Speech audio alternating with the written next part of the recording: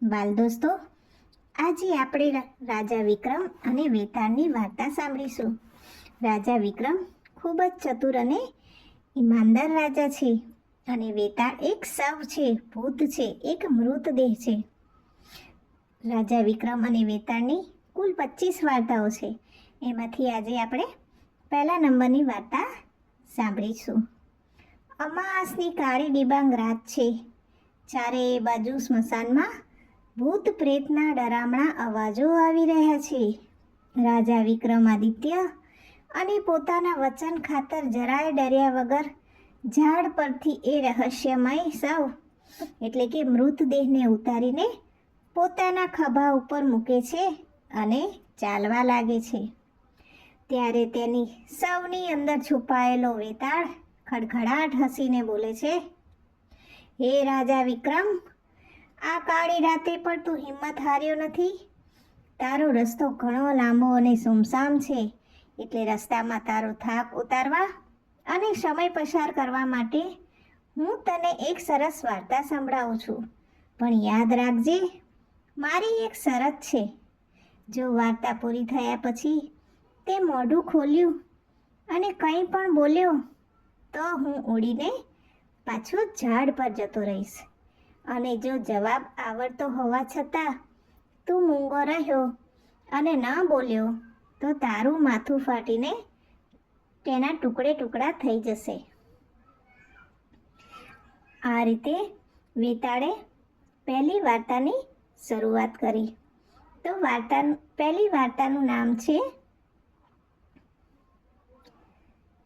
વિક્રમ અને વેતાળની સૌથી પહેલી વાર્તાનું નામ છે પદ્માવતી અને વજ મુકુટ. આ વાર્તા બુદ્ધિ, ચાતુર્ય અને સંકેતોની ભાષા ઉપર આધારિત છે. ઘણા સમય પહેલાંની વાત છે. વારાણસી નગરીમાં પ્રતાપ મુકુટ નામના રાજા રાજ્ય કરતા હતા. તેમને વજ્ર મુકુટ નામનો એક ખૂબ જ સુંદર અને પરાક્રમી પુત્ર હતો. રાજકુમાર વજ્ર મુકુટની નગરના મંત્રીના પુત્ર બુદ્ધિ શરીર સાથે ગાઢ મિત્રતા હતી. બંને મિત્ર હંમેશા સાથે જ રહેતા. એક દિવસ બંને મિત્રો શિકાર કરવા માટે જંગલમાં ગયા. શિકાર રમતા રમતા તેઓ ઘણા દૂર નીકળી ગયા અને એક સુંદર સરોવર પાસે પહોંચ્યા. ત્યાં કેટલીક કન્યાઓ સ્નાન કરી રહી હતી અને સરોવર કિનારે રમી રહી હતી. તે કન્યાઓમાં એક અત્યંત સુંદર રાજકુમારી હતી. રાજકુમાર વજ્ર મુકુટ તેને જોતાં જ તેના પ્રેમમાં પડી ગયો. રાજકુમારીએ પણ રાજકુમારને જોયો ત્યારે તે પણ તેના તરફ આકર્ષિત થઈ, પરંતુ બંને વચ્ચે વાતચીત થઈ શકે તેમ નહોતી. રાજકુમારીએ કશું જ બોલ્યા વગર રાજકુમાર તરફ જોઈને થોડા સંકેતો કર્યા. પહેલું સંકેત કયું કર્યું? તેણે પોતાના વાળમાંથી એક કમળનું ફૂલ કાઢ્યું અને કાન સાથે અડાડ્યું. પછી તે ફૂલને તેના દાંત વડે ચાવ્યું. ત્રીજા નંબરે તે ફૂલને નીચે નાખીને પોતાના પગ વડે કચડી નાખ્યું અને છેલ્લે તેણે પોતાના હૃદય પર હાથ મૂક્યો. આટલા સંકેતો કરીને રાજકુમારી પોતાની સખીઓ સાથે ત્યાંથી જતી રહી. રાજકુમાર વજ્ર મુકુટ ઘણો ઉદાસ થઈ ગયો, કારણ કે તે આ સંકેતોનો અર્થ સમજી શક્યો ન હતો અને તેને રાજકુમારીનું નામ કે ગામ કંઈ જ ખબર નહોતી, કારણ કે રાજકુમારી તો તેની સખીઓ સાથે આવી હતી, એટલે કાંઈ પૂછી પણ ન શકે કોઈને.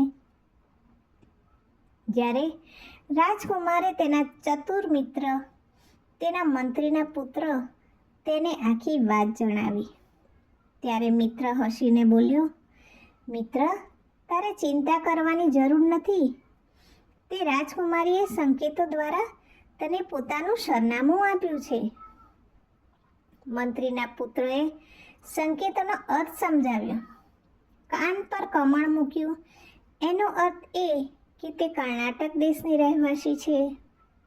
દાંતથી ફૂલ ચાવ્યું એનો અર્થ એ કે તેના પિતાનું નામ રાજા દંતઘાત છે. ત્રીજા નંબરે પગ નીચે તેણે ફૂલ કચડ્યું એનો અર્થ એ છે કે તેનું નામ રાજકુમારી પદ્માવતી, પદ્મ એટલે કમળ છે. ચોથા નંબરે હૃદય પર તેણે હાથ મૂક્યો. એનો અર્થ એ છે કે એ તેને પ્રેમ કરે છે અને તું તેના હૃદયમાં વસી ગયો છે. આ સાંભળીને રાજકુમાર તો ખૂબ ખુશ થઈ ગયો. બંને મિત્રો તરત જ કર્ણાટક દેશ તરફ રવાના થયા.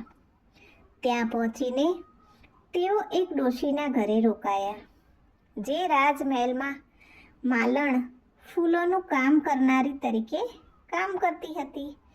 જે રાજકુમારી હતી ને બાલ દોસ્તો, એ જે રાજમહેલમાં રહેતી હતી તેના રાજમહેલમાં આ ડોશીમાં ફૂલોનું કામ કરે છે, એટલે કે માળીનું કામ કરે છે. તેથી મિત્રની ચતુર યોજનાઓ અને ગુપ્ત સંદેશાઓ દ્વારા રાજકુમાર વજ્ર મુકુટ અને રાજકુમારી પદ્માવતી રાત્રે ચોરી છુપીથી મહેલમાં મળવા લાગ્યા. જોયું બાલ દોસ્તો, એમની બુદ્ધિ તો જુઓ. તેમણે રાજમહેલમાં તો ડાયરેક્ટ જઈ ના શકે, એના માટે એ લોકો ડોશીમાના ઘરે રોકાયા અને આ રીતે ડોશીમા એમને રોજ સંદેશા આપતી, એમની યોજનાઓ પહોંચાડી દેતી અને રોજ રાતે રાજકુમારી અને રાજકુમાર રોજ ચોરી છુપીથી મહેલમાં મળવા લાગ્યા. અહીંયા વાર્તા પૂરી થાય છે અને છેવટે વેતાળ એ રાજા વિક્રમને પ્રશ્ન પૂછે છે. વેતાળ કહે, હવામાં લટકતા પહેલા રાજા વિક્રમને પૂછે છે. વાર્તા પૂરી થાય એટલે તરત જ વેતાળ હવામાં પાછો ઝાડ ઉપર જઈને લટકી જાય, પણ પ્રશ્ન તો રાજા વિક્રમને જરૂર પૂછે. હે રાજા વિક્રમાદિત્ય, તું મોટો ન્યાય છે, તો મને જણાવ કે આ વાર્તામાં સૌથી વધુ બુદ્ધિશાળી કોણ કહેવાય? રાજકુમાર, રાજકુમારી કે મંત્રીનો પુત્ર? જો તને જવાબ ખબર હોવા છતાં તું નહીં બોલે તો તારા માથાના ટુકડે ટુકડા થઈ જશે. પછી રાજા વિક્રમે જવાબ આપ્યો. રાજા વિક્રમ થોડીવાર વિચારવા પછી બોલ્યા, વેતાળ, આ વાર્તામાં સૌથી વધુ બુદ્ધિશાળી મંત્રીનો પુત્ર બુદ્ધિશરીર છે, કારણ કે રાજકુમારીએ તો ફક્ત સંકેતો આપ્યા હતા, જે કોઈ પણ ચતુર સ્ત્રી વિચારી શકે છે. રાજકુમાર તો પ્રેમમાં અંધ હતો, પરંતુ મંત્રીના પુત્રએ પોતાની અદ્ભુત બુદ્ધિથી એ અઘરા સંકેતોનો સાચો અર્થ ઉકેલ્યો અને કોઈ પણ અડચણ વગર બંને પ્રેમીઓને મેળવી આપ્યા. તેથી સાચો બુદ્ધિશાળી મંત્રીનો પુત્ર જ છે. ભલે એ મંત્રીનો પુત્ર હોય, પણ તેની પાસે રાજકુમાર કરતાં પણ વધુ બુદ્ધિ છે, જેથી આવા અઘરા પ્રશ્નનો જવાબ પણ તેણે શોધી આપ્યો અને બંને પ્રેમીઓને મળાવી દીધા. રાજા વિક્રમનો આ સાચો જવાબ સાંભળીને વેતાળ જોરથી હસ્યો અને બોલ્યો, રાજન, તું બોલ્યો અને તે તારી શરત તોડી. એમ કહીને વેતાળ ફરીથી સરરર કરતો ઉડીને સ્મશાનના ઝાડ ઉપર જઈને લટકી ગયો. વેતાળની શરત એ હોય છે કે હું ગમે તેવો પ્રશ્ન પૂછું પણ તારે બોલવાનું નહીં. જો બોલીશ તો હું ફરી ઝાડ ઉપર જતો રહીશ અને ફરી તને હેરાન કરીશ. તો બાલ દોસ્તો, રાજા વિક્રમ અને વેતાળની વાર્તા સાંભળવાની કેવી મજા આવી? જો મજા આવી હોય તો કોમેન્ટ સેક્શનમાં યસ કરીને મોકલજો અને મારી આવી બીજી વાર્તાઓ સાંભળવી હોય તો મારી ચેનલને લાઈક, શેર અને સબસ્ક્રાઈબ જરૂર કરજો. તમારી એક સબસ્ક્રાઈબ મને આગળ ને આગળ વાર્તાઓ કહેવામાં પ્રોત્સાહન આપશે. તો જરૂરથી મને લાઈક, શેર અને સબસ્ક્રાઈબ કરજો. બાય બાય બાલ દોસ્તો.